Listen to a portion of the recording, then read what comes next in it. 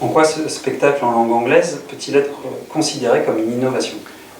Oui, alors ce spectacle, d'abord pour préciser, sera joué cet après-midi lors du congrès, comme une des grandes étapes du congrès, par la troupe Oz, dont je dirai quelques mots tout à l'heure, en langue anglaise, hein, et durera à peu près 1 heure. Ce spectacle, oui, est-ce que c'est une innovation? Je ne sais pas si c'est une innovation.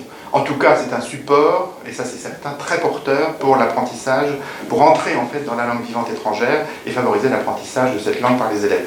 Ça génère, ça je l'ai constaté depuis des années, de l'envie, de l'enthousiasme chez les élèves, mais aussi chez les enseignants, ce qui est quand même un grand point positif. C'est aussi, ce spectacle en langue anglaise, une ouverture, une grande ouverture qui permet de multiplier en fait les ressources avec la langue étudiée et aussi la culture. Et c'est un vrai moment privilégié qui en fait est attendu par les élèves mais aussi par les enseignants chaque année et qui fonctionne parce qu'il est intégré dans la progression des apprentissages des enseignants et il touche à la fois les écoles, notamment le cycle 3 et notamment les CM1, CM2, mais aussi les classes de 6e des collèges de secteur. Au-delà de la préparation dont je viens de parler dans les classes et qui est intégrée dans la progression, se développent depuis plusieurs années des projets interdegrés, donc qui regroupent des enseignants de CM1, CM2 et de 6e autour du spectacle chaque année, autour de cette thématique, et qui amènent les enseignants des 2 degrés à travailler ensemble autour de ce réel objet de travail que je dirais motivant et motivé, à réfléchir ensemble, à partager, à créer un temps fort autour de la discipline langue vivante. Et en cela, c'est peut-être, je ne sais pas si c'est une innovation, mais c'est novateur et à mon sens peut-être préfigurateur du nouveau cycle 3 de la refondation de l'école.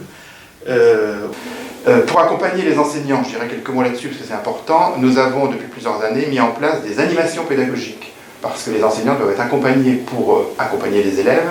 Donc des animations pédagogiques qui sont organisées là aussi pour les 2 degrés ensemble, donc professeurs des écoles et professeurs de collège, et animation pédagogique animée par un binôme, un professeur des écoles et un inspecteur du second degré, en l'occurrence moi-même jusqu'à cette année, mais donc un binôme, parce que c'est important si on veut une culture interdegré, que le binôme, que les formateurs en fait soient aussi en accord.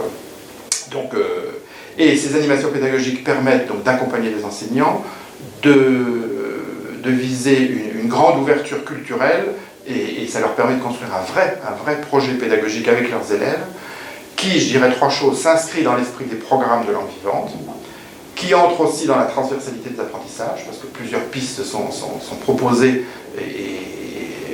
intégrant plusieurs disciplines, et aussi, autre point important, répondre aux besoins des élèves qui sont recensés suite aux évaluations académiques qui sont passées dans toutes les classes de cours moyen 2, de CM2 et de 6e dans l'académie. Donc tout ça est lié. Et enfin, ce projet très important, pour moi, c'est une occasion d'encourager la confiance chez les élèves, l'envie, le plaisir, la curiosité, et faire en sorte en fait, que l'apprentissage en fait, fasse sens à tout moment. Quelques mots rapides peut-être sur la troupe O, c'est une compagnie de théâtre qui présente ce spectacle depuis des années.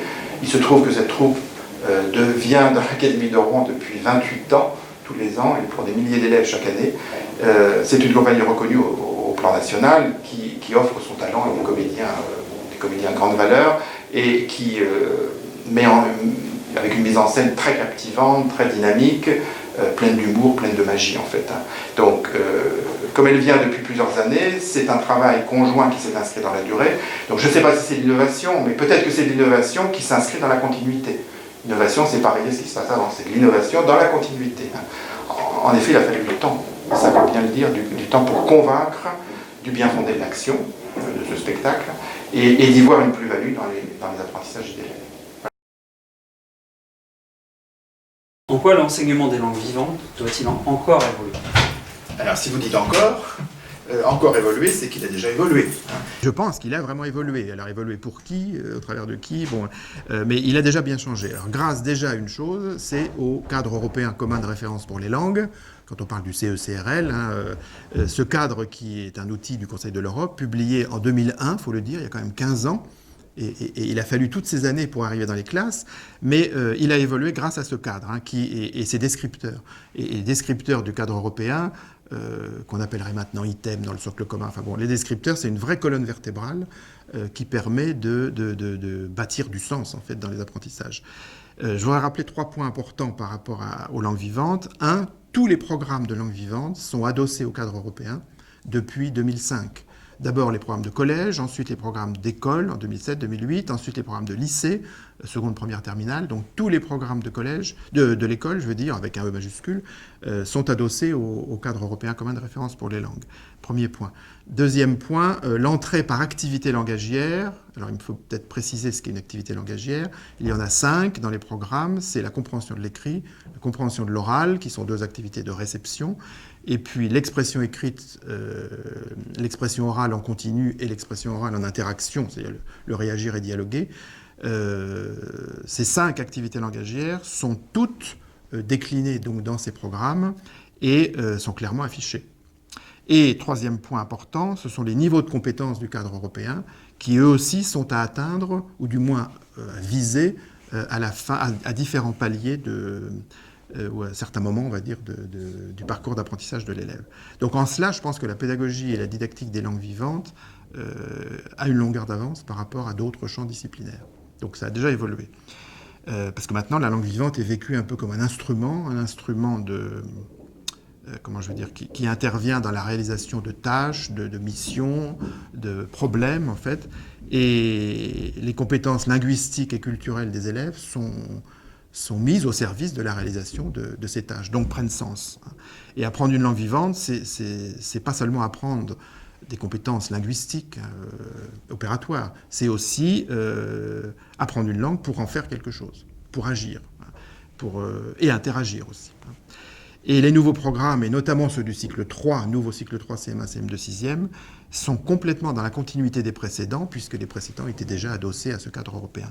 L'avancée, à mon sens, que l'on va trouver dans ces nouveaux programmes, c'est que maintenant sont clairement affichés des repères de progressivité tout au long de chaque cycle, des niveaux attendus à la fin de chaque cycle, et quand je dis niveau attendu, c'est niveau de compétences correspondant à l'échelle du cadre européen, et